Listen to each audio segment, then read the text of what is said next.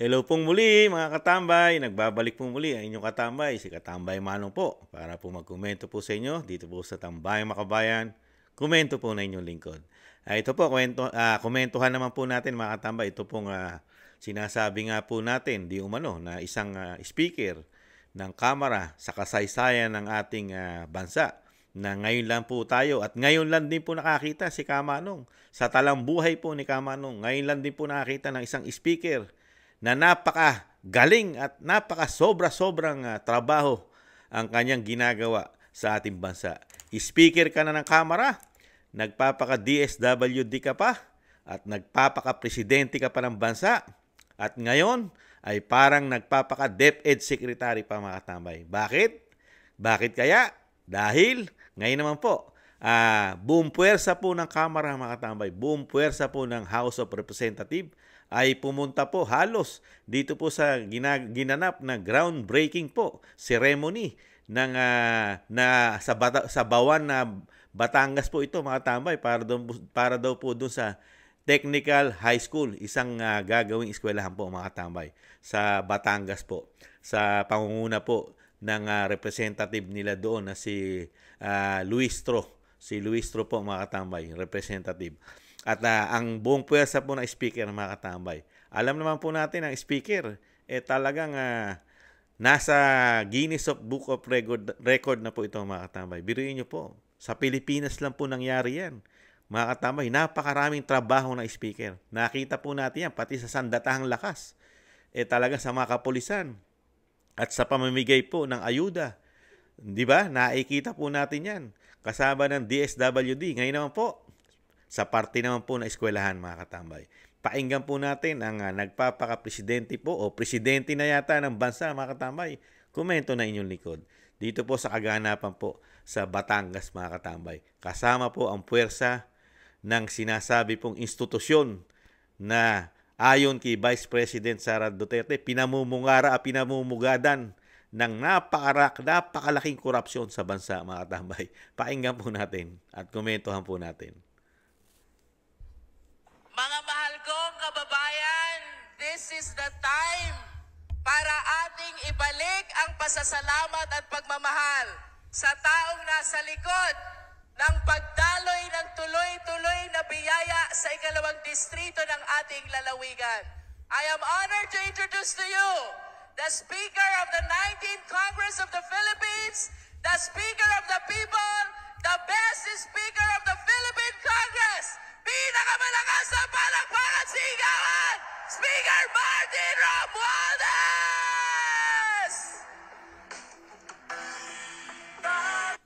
Grabe po mga tambay, yun po si Congressman Luis Tro po ng Batangas. Grabe kung paano niya po iangat at ipapuri ang isang congressman na swelduhan po ito ng taong bayan. Swelduhan po ito ng taxpayer, pero ayon po rito sa kay Congressman Luis Tro, parang siya po talaga ang may dala. May dala po lahat ng biyaya na natatanggap mo ng kanyang distrito sa Batangas mga katambay. Grabe, no? Parang pera ng isang speaker mga katambay ang nagbibigay at ang binibigay na biyaya o sinasabing mga tulong at sobra-sobrang tulong na natatanggap ng probinsya ng Batangas dito po sa nasasakupan ni Representative Luis Tro mga katambay. Nakakagulat, ano? Pera ng taxpayer pero ipinagmamalaki ng isang congressman na hindi naman nila pera. Ibang klase na talagang politika sa ating bansa. Naiitsapwera na kung sino yung taong bayan na nagbibigay ng pondo sa mga ito. Itsapwera. Mga sarili po nila ang inaangat. Sa bagay, malapit na po ang halalan kaya gamit na gamit po ito mga katambay. Ituloy po natin.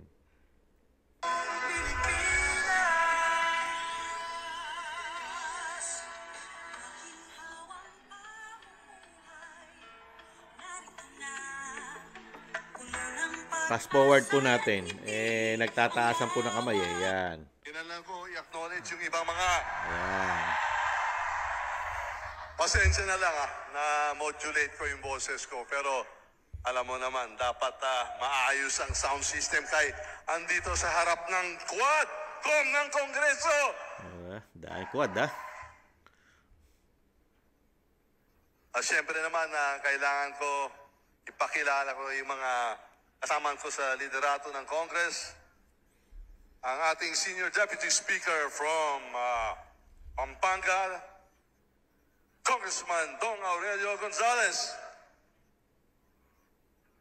Ang lead chair ng ating Quadcom, the one and only Surigao del Norte 2nd District Representative Ace Barbers. Our Abang Lingkod Party List Representative Caraps Patuano, Chairman of our very, very important committee. Siya siyang co-chair natin. Surigao del Sur 2nd District Representative Johnny Pimentel. Antipolo 2nd District Representative Romeo Acop. Isa sa isang magaling na abogado at very active dito sa ating quads. Bukidnon 2nd District Representative Jonathan Kid Flores. Ito, sikat na talaga kasi artista talaga pero bumalik sa Kongreso. Siguro kailangan na tumayo siya at lumapit dito kasi gagawa siya ng pelikula tungkol sa quad.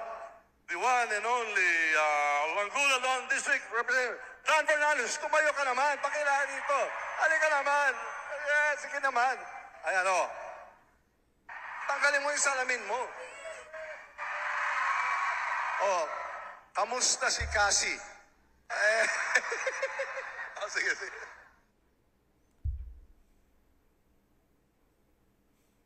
Ito, siya ang sinasabi ng neophyte na representative pero sa Kongreso, siya isang crush ng bayan. Our congressman from the One Rider Parties, Congressman Representative Raj Gutierrez.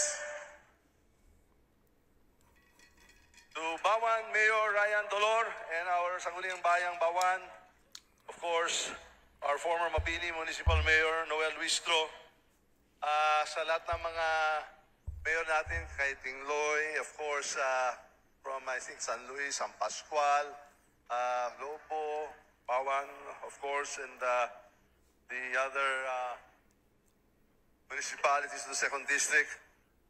Bawan, Technical Integrated High School Principal Dulce Amor Abante, Schools Division Superintendent Dr. Marites Ibanez, our Department of Works Highways Regional Director Engineer Sonia Gamit na gamit po talaga pera ng bayan, no? Talagang maagang pamumulitika na po. Hindi trabaho ng speaker ito, mga katambay, pero nakita nyo po, politikong-politiko, mga katambay. Talagang pil na pil po yata talagang pagiging presidente. Trabaho po ito na executive, mga katambay. Di ba? Trabaho po ito ng presidente. Pero, speaker po ang lagi natin nakikita. Ibang-iba na po talaga ang bagong Pilipinas, mga katambay. At talagang dinala po ang buong puwersa po ng Kamara dito po sa Bawan, mga katambay. Sa Bawan, sa Batangas. Para lang dito sa groundbreaking po ng itatayo po ng university o high school po ito. High school, technical high school po, mga katambay. Grabe, no? Napakatinding gastos po ito ng taxpayer, ng gobyerno. Dalin mo dyan ang puwersa ng Kamara. Yung seguridad po na ilalagay mo riyan. Napakalaking gastos po, mga katambay. Grabe. Security pa lang. At yung lalamunin po niyan, mga katambay, mga paglalamunin, talagang gastos po lahat yan ng taxpayer. At hindi naman po nila trabaho yan, mga katambay. Hindi nila trabaho yan. Ipagpatuloy po natin. Kawan, our dearest Batanggenyos, distinguished guests, friends, ladies and gentlemen. Pasensya na, babasahin ko ito yung speech kasi kanina pa hinanda to ng mga staff ko. Baka magalit sila kung hindi ko babasahin ko. Tsaka maganda na may mensahe. Sa ating mga kasamahan sa malaking kapulungan ng Kongreso, sa pangunan ni Senior Deputy Speaker, Congressman Dong Aurelio Gonzales, at sa mga chairman ng miyembro ng Quad Committee, sa mga opisyal, sa magulang, guro at mag-aaral ng Bawan Technical Integrated High School, sa mga opisyal ng bayan ng Bawan at ang mga panuahin, magandang araw po sa ating lahat. At hindi naman pala Bawan kompleto pala yung segundo distrito ng Batangas nandito. Kaya Ano kaya? Huling palastas. Gagawa ko ng contest dito kung sinong pinakamaingay. Ano? Kung sinong pinakamaingay, may premyo. Ano kaya? Ano nakakalimutan? O, yung mga Tingloy! Tingloy! O, sige ha. Tigabawan!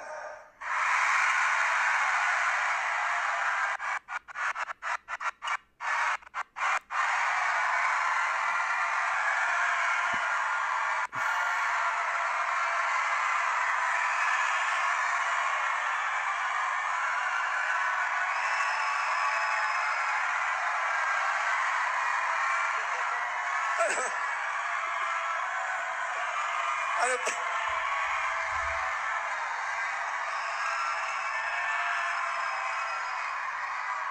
Game over na ata. Lalaban ba yung mga mambayan dito? Ano kaya? San Pascual?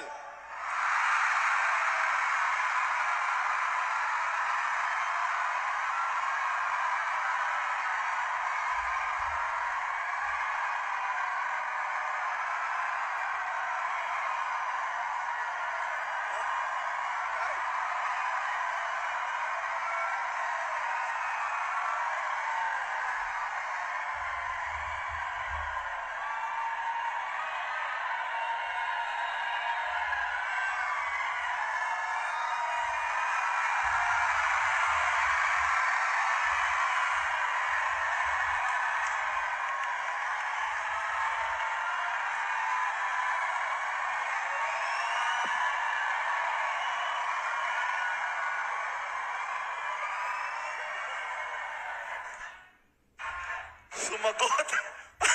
Sumagot. O, tama na. Hindi pa tapos. O, mabini.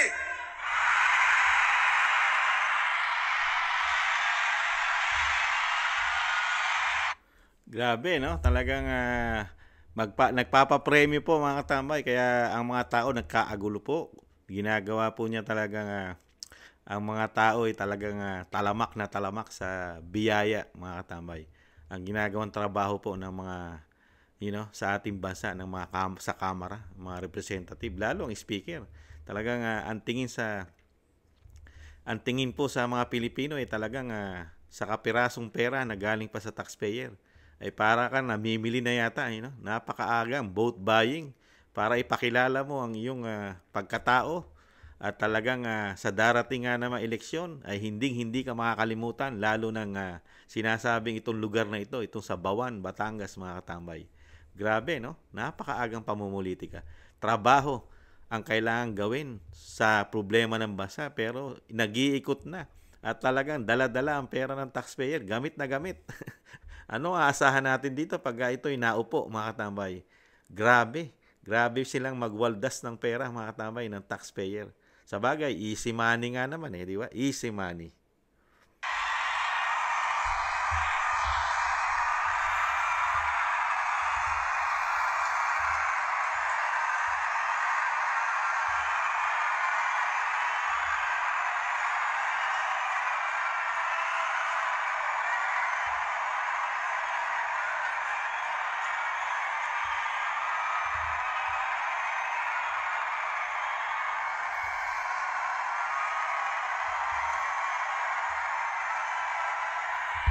Okay. Mukhang nahihirapan tayo dito. Oh, Lobo!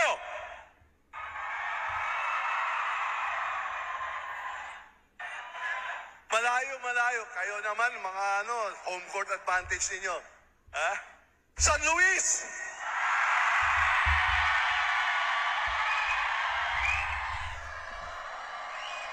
Ayan po mga tambay, putulin na natin at talagang masayang-masaya po ang ating speaker at dala-dala po ang pera ng bayan, pera ng taxpayer dito po sa kanyang napakatindi pong hangarin para sa bayan. Hindi kaya dahil nag-uumpisa na nagpapaka-presidente po kasi. Nakita niyo po sa lahat ng trabaho ng presidente, siya po ang gumagampan.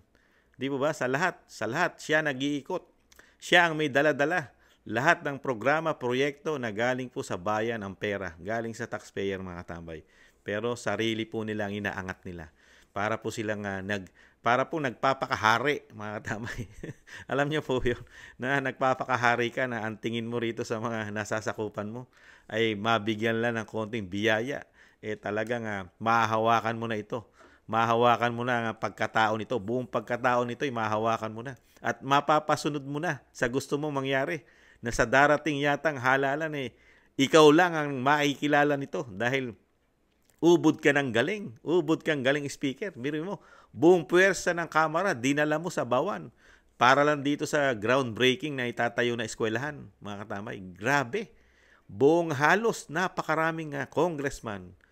Bihira po itong mangyari, mga katambay. Sa bagay, bistado na naman ito ng ating Vice President, lalo ng mga Pilipino, dun sa sinabi ng Vice President. Di ba?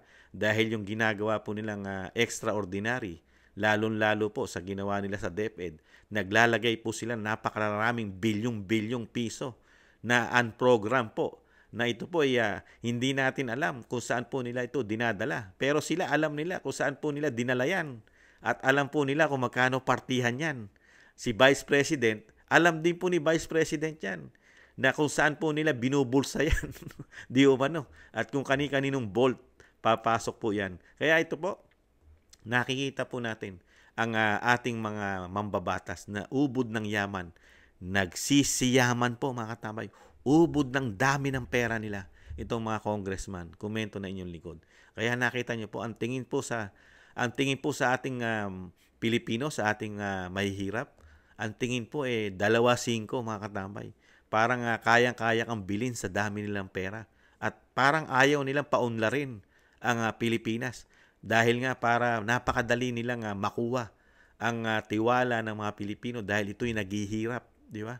Ang Pilipinong naghihirap, di ba? Kumakapit po sa patalim yata. Lalo na kung ikaw ay gutom at hirap.